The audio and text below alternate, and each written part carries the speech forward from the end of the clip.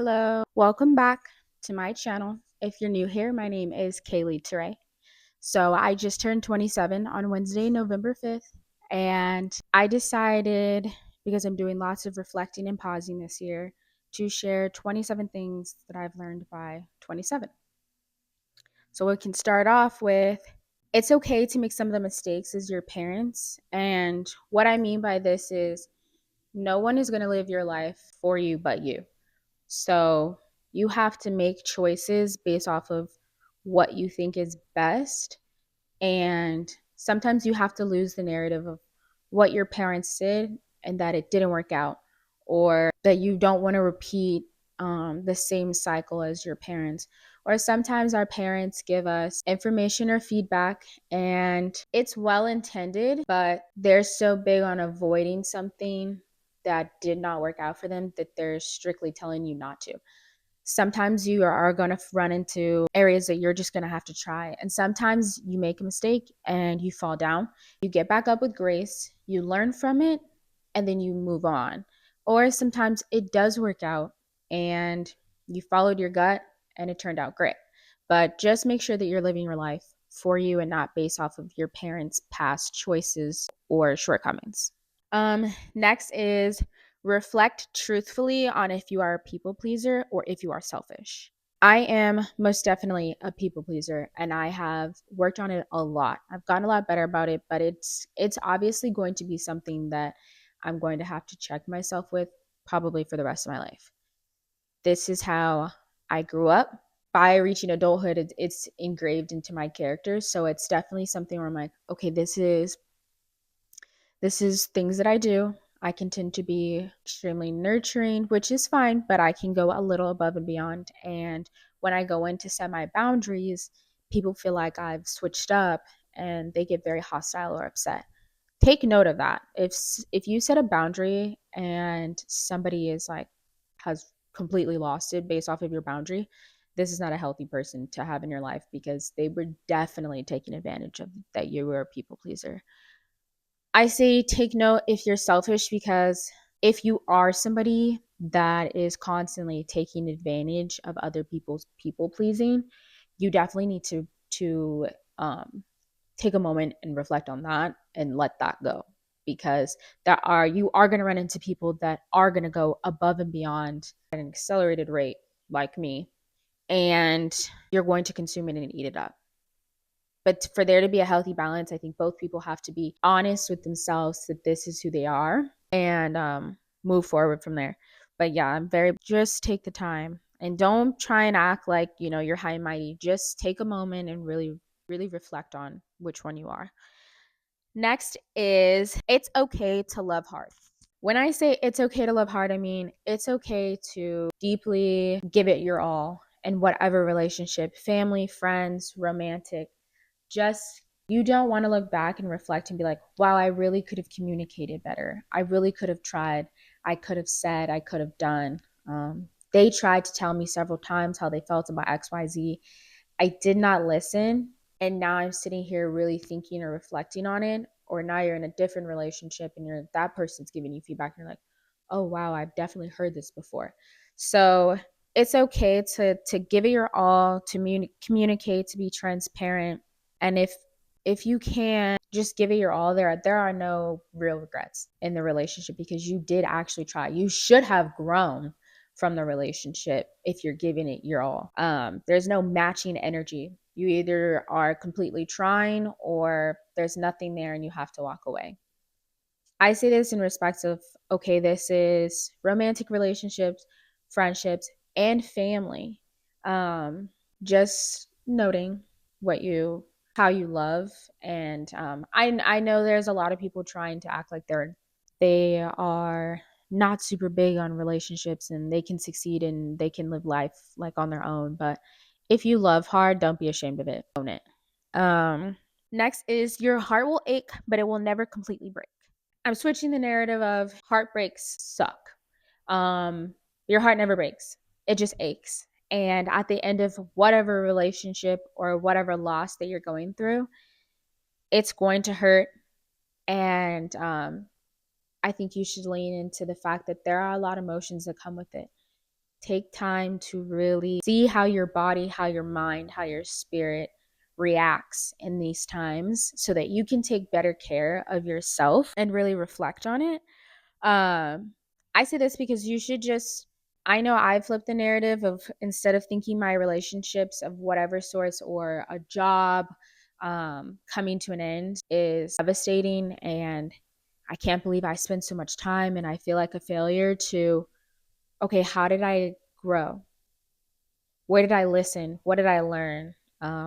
And switching that narrative definitely helps you handle the heartache better and improve and keep moving forward at your own pace. Um, Next is it's okay to be high maintenance. I know in my early 20s, I was talking to people that they didn't try, they succeed at that time, unfortunately. That made me feel like being high maintenance was made I wasn't deserving of love or to be in a relationship. So I tried my hardest to not be high maintenance. I was trying to be very low maintenance, not nonchalant because I'm not with that, but just a very easygoing partner. And I'm already naturally a very easygoing partner. So trying to make sure that I'm not asking for too much, I'm not doing too much, that the expectation isn't too high was insane. And it would be like basic things where that I wanted or I wanted to do with my partner and I had anxiety about asking because I didn't want them to think that I was asking or doing too much. Like just saying, "Hey, I really want to go to this candle place to make candles with you." As a date and quality time made me nervous because even asking them, it was like they never had time or they didn't want to. And take note of that because if you're asking for a bare minimum and if you're asking for higher things than that, and these are things that you're doing for yourself, your friends are doing for you, your family does for you, then asking your romantic partner is not doing too much. And if they can't do it, then this may not be a relationship that's serving either one of you. Next is it's okay to let go of unhealthy relationships. And that kind of ties into the last one. But even if you've fought extremely hard in this relationship, if it's not serving you mentally, physically, emotionally, and spiritually, then you may have to let it go. And I understand that's extremely hard when you've poured everything into it. But if you have stopped pouring into yourself at the expense of a relationship that's more damaging to you and them, you got to sit down and really have a talk with yourself and with them. Um, and decide, is this a relationship that we're going to continue to fight and improve and figure out steps to make it better? Or is this one I'm really going to have to let go? I know that I struggled with the fact that I don't have a lot of girlfriends. And when I manage to find one or two, I try really hard. Like I invest, make sure that they feel seen, heard, and that it's a safe girl space. However, I have let a lot of things slide based on the fact that I'm like, oh, well, we all have our faults. But at some point, I started noticing things that they were doing were so questionable that it impacted me as a friend and as a person. I'm like, okay, well, now I feel like I can't have you around any of my partners because of your actions. Or they've said things and been like, oh, well, that makes you this. And then turned around and did horrific things. And I was like, well, if this action that you didn't like makes me XYZ, then and you did 10 times worse than what I did, I'm confused as to how you have an upper hand and I'm still a bad person. Um, and even that, if the relationship comes to an end and you're telling them like, hey, this isn't really working out, and they find ways to still gaslight you, it is definitely not a healthy relationship, and you need to figure out how you can let it go properly. Next is not every relationship has to bring something for your success. I definitely grew up in a household where looking at, and I guess, I mean, I was raised off this too, but then eventually it became my mentality, even like in elementary school. But like understanding how does this person add to my finances? How does this person add to my business success? How does this person add to profit? if you are deeming relationships based off of someone's success to how it can add to your success, how both of your successes together can really elevate you, you are not fully looking at a relationship from a healthy stance. And although, yes, finances are important, or success is important, we've gotten way too focused on how somebody can be moving with me upward. Some people are fine exactly where they're at and they're content, and that's okay. You don't need to shame that.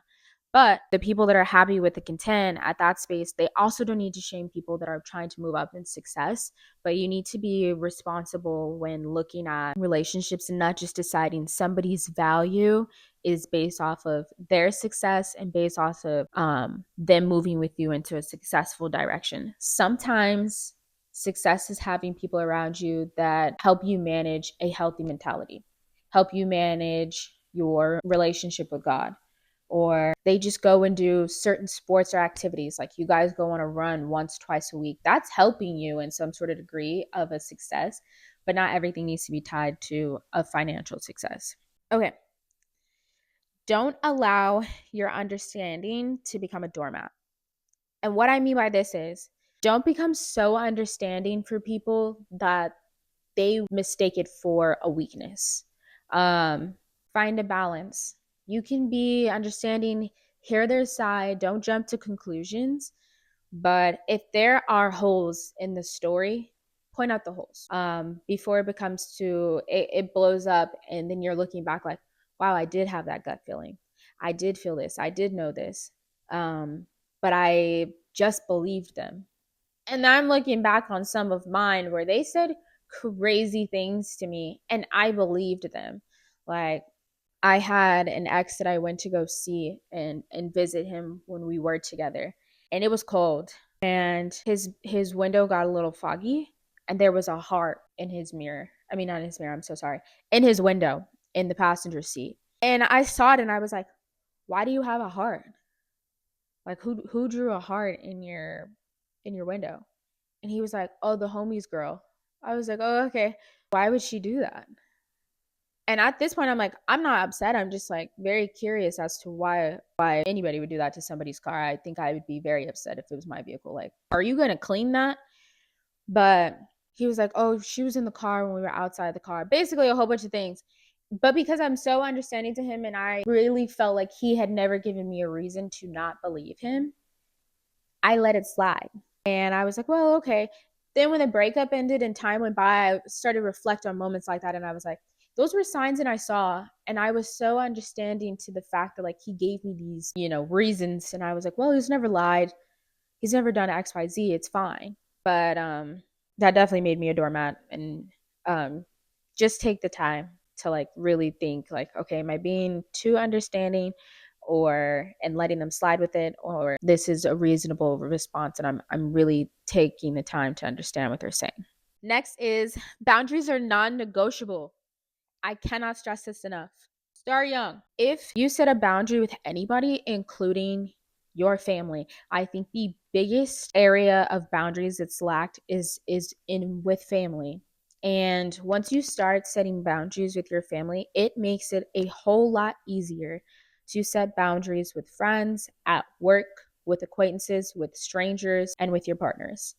Because your family, for the most part, this is not everybody's case, but it's supposed to be your main source of safety, of comfort, of home. And we have certain traits that, can clash or whatever, but definitely saying having those moments and those conversations.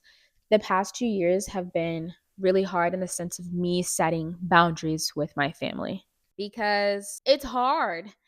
I grew up as the oldest daughter, with a people pleasing issue matched with the need to succeed, and never fail.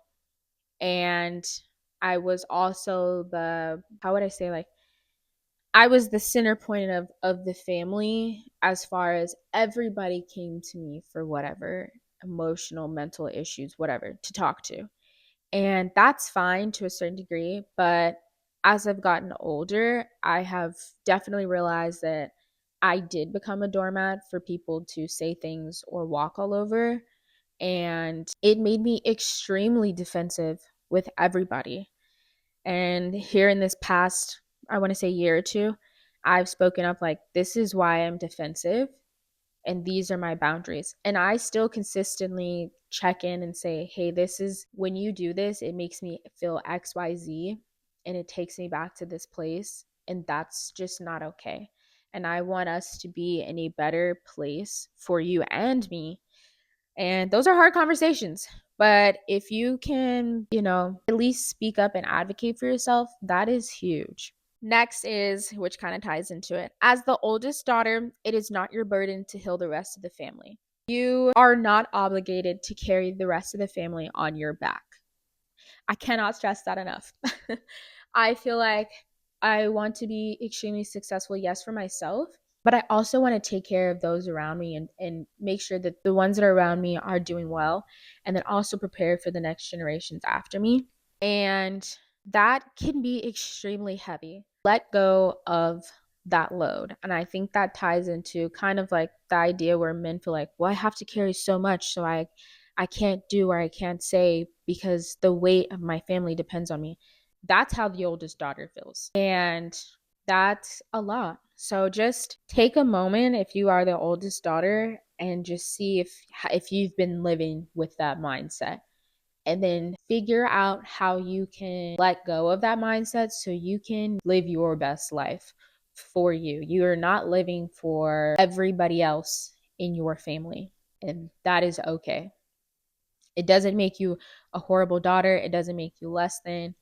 If anything, you're probably setting up a better mental and a better mentality and a better environment for the next generations to come by choosing to live in this mindset. um, Next is, it's okay to be the black sheep. And that means I'm kind of like the outlier of the black sheep in my family, mainly because I'm trying to get into an industry for sure that nobody else in my family is. I'm also a very creative type and I desire having jobs that are creative because I don't feel like me if I'm not being creative. Um, I'm constantly trying to figure out ways to improve, and that definitely has been heavy to handle because I'm like, why am I so different? Like, why don't you guys see, or why don't you understand? Um, and that can be kind of frustrating, but I just want to remind you like, it's okay to be the outlier and that there's beauty in being the outlier. You can maybe spark something different for generations to come and a freedom. You also can maybe set a tone for your loved ones where they see that you're thriving and being an outlier, and that breaks walls that they've set up for themselves so that they can start living their most authentic life for them as well. Let's see. Okay. Just because somebody tries harder than others when it comes to you and your relationship, it does not mean they're being genuine about taking care of your heart. And I know that kind of sounds crazy, but like, again, back in my early 20s, if I was talking to several people and one person was like, gave me an ultimatum, I genuinely thought that like, oh, okay, well, they just like really like me and they're more passionate about it and being with me than the other people. But, and that's not to say that the other people were better, because looking back, I definitely dodged a bullet on some of them too. But notice, are they giving you ultimatums? Are they doing the bare minimum? Are they underneath the bare minimum? But their words are so inspirational in regards to like love and passion that you're getting swept off your feet in it. And just because they tried extremely hard at the beginning does not mean that they are better than the other people that you're maybe walking away from. And I'm a big advocate for, in dating, you should be dating several people and being responsible, reflecting, communicating, and improving in these relationships. You should not move so quickly as to, you just met this person, you went on a date, the next day you're in a relationship. You just met this person and a week later you're in a relationship, and then a month later you're moving in together, and it's like, slow down. Get to really know this person, and we change, we evolve, but take the time to get to know who you're messing with on the real, because that's very huge. And I definitely had I think most of the time when I became exclusive with people and not even a relationship, it felt forced because I really wasn't ready. But then I was like, but they're trying harder than the others, so maybe I should. And I'm guilt tripping myself, convincing myself that they were doing that. And that comes down to the desire to fill the space or the void that I did not have for my fathers. So that can get really messy too. When talking to people, when you feel like, wow, they're really passionate about me and they just want me. Take a breath, look at it, and then see it for what it is. All right. I feel like we're almost there. Um, People being jealous or negative to your progress is a reflection of them and not you. I've noticed a lot of people's advice now is that um move in silence, be secretive and private, and because other people are speaking ill on your progress or your success. Whatever ill that they're speaking on me or my success is with them. Because at the end of the day, you will not succeed if God has me. And that's all there is to it. If I am communicating, assisting, helping, sharing, being vulnerable and transparent with anybody about things that I'm healing, growing, overcoming, accomplishing, if I can't go into that space and share that without you secretly praying, wishing on my downfall, that is with you. And that is with you and God, because He is my shield and I am not concerned about it. And that's all that I have to say about it. So if you are excited about something and you want to share it, then share it. Share those things that God is helping you do, because the real people that are supposed to see His light through your actions will see it. And those that are blinded by their jealousy or their negativity, that is their own thing. But yeah, just very important to me. And definitely something I've learned that I value living my life that way versus the secretive, on the low, private type of person. Um, Next is, it's okay to have bad days. Not everything has to be manipulated into positivity. And what I mean by that is sometimes a day sucks, a moment sucks, a work shift sucks, and that's okay. That's growing pains. And you're gonna be you're gonna be all right. You don't have to take everything and turn it into something positive. You're not being negative. The day just was a hard day, or the moment or the period was just hard. And I think being truthful with yourself and being vulnerable with yourself allows you to have an even deeper growth and emotional maturity. So, and if you feel like other people are like, oh, well, you just got to be this and it'll work out. And it's like, I don't particularly love that. Sometimes I just want to feel what I'm feeling and be validated that I understand why you feel that way and I get it. And that's it. I don't want to be forced into looking at the bright side and there's going to be a day. That day isn't here. And that's not serving me right now. And I'm okay being here and being in this moment and this feeling, because I know that it's not going to be forever, but it's just how I feel right now. And I think it also allows you to relate to other people. Next is learn how to balance social, physical, and a professional life. Not much to say here. Just figure out your own algorithm for your life. And it's a trial and error, but figure out a way that you can do all of the above and not sacrifice something. Because to live your best life, I think you should figure out how to incorporate all of them. Next is feel all your emotions. It is a personal reflection. It is okay to feel so many things and have different feelings and emotions in the day or the week. Um, Take the time to reflect on, this is how I feel. This is where I am mentally, why I feel this. This is where I am physically, why I feel this. Listen to your body when you're going through it. I think that is very important. It's definitely something that I've improved a lot on, especially since starting yoga and trying to figure out things that I can or can't eat. And again, setting my boundaries. Next is understand the difference between your love language, and others' love languages. Your love language may be one thing, which you're automatically going to want to do for people because it's yours. But take a step back and really notice and talk to the other individuals in your life of what theirs is. This is so important, but it's great to incorporate it in work, with coworkers, if you're a supervisor, with your staff, just taking the moment to really notice how they receive appreciation and love. I know that I recently realized that my love language is safety and protection. That is so huge to me, and nothing else compares to it, unfortunately. Next would be physical touch. But just because those two are mine doesn't mean that they're other people's. And I can validate and advocate for mine, but I also need to acknowledge others and not just force mine on them, which means you actively need to work on it. Next is, if someone is doing the bare minimum, walk away. If you have to beg somebody in any relationship, at work, wherever, to do the bare minimum and they seem hesitant, annoyed, and just rude about it, it's not for you. You should just let it go. Don't sit there, and because that burden, that weight, that negativity is going to eventually weigh on you and become in you. So you need to figure out, how do you remove yourself from it and just walk away. Rest is hard to come by, and sometimes it has to be forced. That comes back to my this year, my word being pause. I am not the best about sitting down and not doing anything.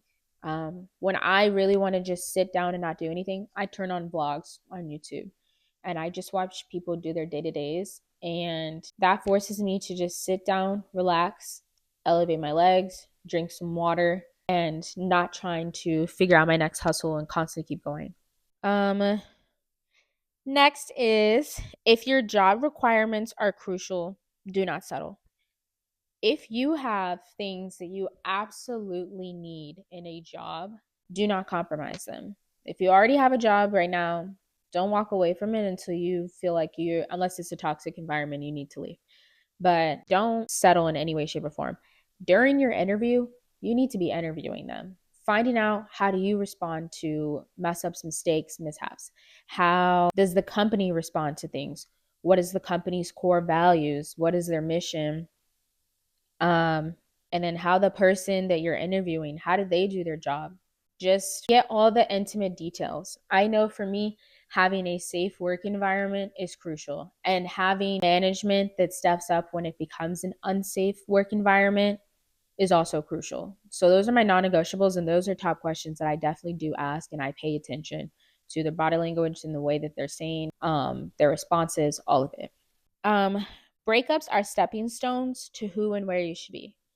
This comes back to, if it's no longer serving you or them, do not stay with somebody because you think that it's going to be devastating to them. Just walk away, let it go. I mean, end it nicely, but like on a healthy note. But you're not doing that person any form of service. If anything, you're hurting them and you're wasting their time. But just walk away from it. But instead of looking at the end of your relationships as failures, especially if you've really tried, view it as in, what did this person's love bring to you? What did your love bring to them? How did you grow, improve? Did your communication get better? Did your transparency get better? Were you able to shed some of the walls that you have always had built up? Or did they get more intense and get taller? So learning how to look at the breakups and the end of relationships as in stepping stones to a better you is important. Next is, everyone is a villain in someone's story. As much as we'd like to think that like we're great and we've never hurt anybody, we have. And I've learned to be like, yeah, I made a mistake. It impacted this person extremely negatively and not my best move, but I'm going to move forward in the fact that like I did some form of harm, and this person is, when they tell the story to other people or to their partners or just their family, I am a villain. And that's okay. I'm not perfect. I'm going to mess up and I'm going to hurt people. Never intentionally, but it does happen. And you just have to accept that and move forward. And sometimes you don't get to be the victim in a story. If you did, it, there are highly likely both of you did stuff, vice versa, or things were misunderstood, because there's always your side, their side, and the truth, which the truth is usually a combination of both. So just take that with a grain of salt and then move forward from it. Don't hold on to it and beat yourself up about it. You are really just a girl at the end of the day. I think this was the most humbling thing that I learned for accepting choices that my mother made, choices that my grandmother made, and choices that I've made, is knowing that at the end of the day, I'm really just a girl at heart. And I'm doing my best out here in this world.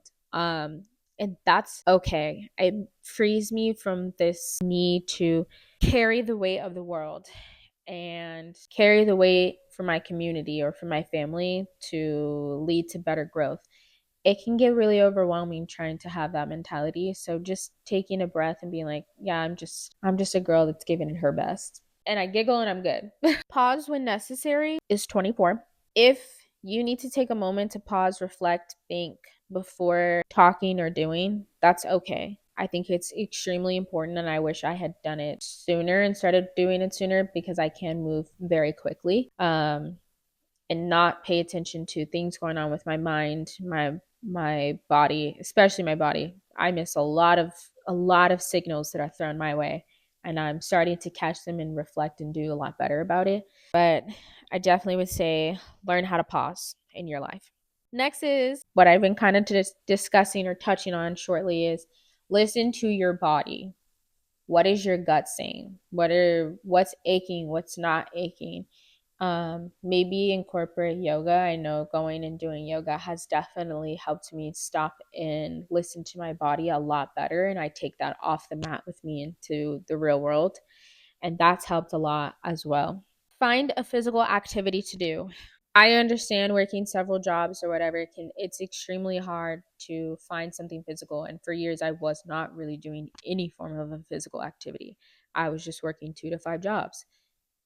Go for a walk where you're pointing out different things with the same color. Um, go for a walk with your grandparents, and this is one-on-one time where you're also getting a physical activity. Go to yoga. If it's kickboxing, go to kickboxing. If it's the gym because you're a weights girly, then go there and do that. But find something physical to do to take better care of yourself and your mind. Finally, take care of your skin and your gut. I cannot stress enough how important it is to start taking care of your gut and your skin at a very young age. I mean, my mom was very big on taking care of our skin very early on, but there I'm allergic to so many things, and I'm not quite sure if I was not disclosing to my parents the symptoms or whatever, but I wish I had taken better care of my gut. And then I became an adult and I really didn't know how to, and now I'm, you know, since 24 have been paying better attention about the things that I'm eating, the things that I'm consuming, the way that it makes me feel. And this is a hard area, but just even get a nutritionist, get a dietitian, go to the doctor, do what you need to do to where you can start taking care of your gut, because it is so important and it comes out and shows up and flares up in so many ways. But overall, those are the 27 things that I have learned by 27. Thank you so much for watching. If you stayed here, it was kind of longer than what I was anticipating, but it's okay. Um, but yes, I hope that you have a beautiful rest of your day, and I will see you in the next